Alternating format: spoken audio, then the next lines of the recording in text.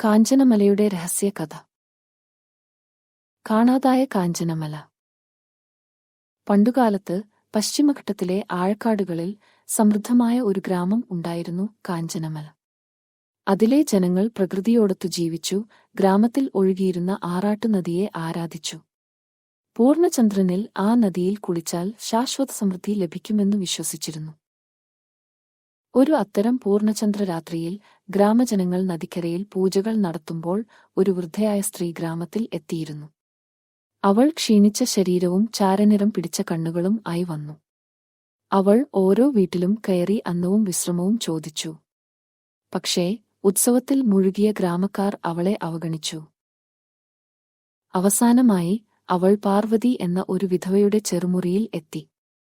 പാർവതി അമ്മയും അവളുടെ മകൻ കുട്ടനും മാത്രമാണ് വൃദ്ധയെ അതിപ്രീതിയോടെ സ്വീകരിച്ചത്. അവൾക്ക് ചൂട് കഞ്ഞിയും കിടക്കാൻ ഒരു കിടപ്പുമുറിയും നൽകി.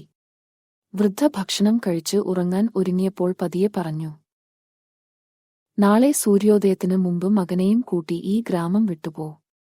പിന്നോട്ട് നോക്കരുത്, എന്തു ശബ്ദം കേട്ടാലും. പാർവതി ആശ്ചര്യപ്പെട്ടെങ്കിലും വൃദ്ധയുടെ വാക്കുകൾ അവളിൽ ആഴത്തിൽ ഇടം പിടിച്ചു. സൂര്യോദയത്തിനു മുമ്പ് അവൾ കുട്ടനെ പിടിച്ചു ഗ്രാമം വിട്ടു. അവർ കാടിന്റെ അറ്റത്തേക്ക് എത്തുമ്പോൾ ഭൂമി നടുങ്ങിപ്പോയി. ഗ്രാമത്തിലേക്ക് മടങ്ങി നോക്കാൻ തോന്നിയെങ്കിലും വൃദ്ധയുടെ നിർദ്ദേശം ഓർത്തു. പിന്നാലെ ആഴത്തിലുള്ള നിശബ്ദത. കാഞ്ചനമല ഗ്രാമം ആറാട്ടു നദിയോടൊപ്പം നിലംതിരിഞ്ഞിരുന്നു. അവളുടെ കണ്ണുകൾ നിറഞ്ഞു, പക്ഷേ അവൾ പിന്നോട്ടു നോക്കിയില്ല. അവർ മുന്നോട്ടു നടന്നപ്പോൾ കാടിനകത്ത് നിന്നൊരു സ്വർണ്ണ പ്രകാശം അവളെ അമ്പരപ്പിച്ചു. അതിനകത്ത് ദേവി പ്രത്യക്ഷയായി. നിന്റെ ദയാശീലമാണ് നിന്നെ രക്ഷിച്ചത് പാർവതി, ദേവി പറഞ്ഞു. ലോഭവും അഹങ്കാരവും കാഞ്ചനമലയെ നശിപ്പിച്ചു. എന്നാൽ നീ സമൃദ്ധിയോടെയും സന്തോഷത്തോടെയും ജീവിക്കാൻ ആഗ്രഹിച്ചു. നീ ഒരു പുതിയ ഭവനം കണ്ടെത്തും.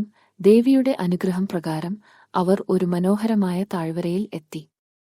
അവിടെ പുതിയൊരു ജീവിതം തുടങ്ങി. ആറാട്ടു നദി ഇപ്പോഴും അവിടെ ഒഴുകുന്നു. പക്ഷേ ഇനി അതിന്റെ നീരിൽ സമ്പത്തല്ല, ഹൃദയശുദ്ധിയുള്ളവർക്ക് മാത്രം സ്നേഹവും അനുഗ്രഹവുമാണ് കിട്ടുക. ഇന്നും ഈ കഥ ജനങ്ങൾ ഓർക്കുന്നു. നാം ചെയ്യുന്ന നല്ല കർമ്മങ്ങൾ നമുക്ക് നല്ല നാളെ നൽകും. അതിനാൽ കരുണയോടും സ്നേഹത്തോടും കൂടി ജീവിക്കുക.